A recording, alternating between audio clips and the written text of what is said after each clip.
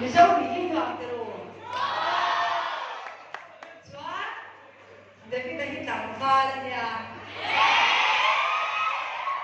Kasuara. Punya masalah kecil leh. Ini dah umur masa berusia.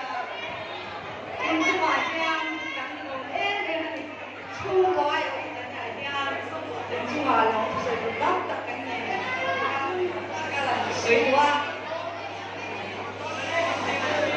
Apa saya dah cuma jangan hit kan boleh katakan ania cuma ahlomin ahol sini no tu kan saya ni dong ni jangan kita mungkin mindu sakna kan kapal kita jual sah ini kota ini kana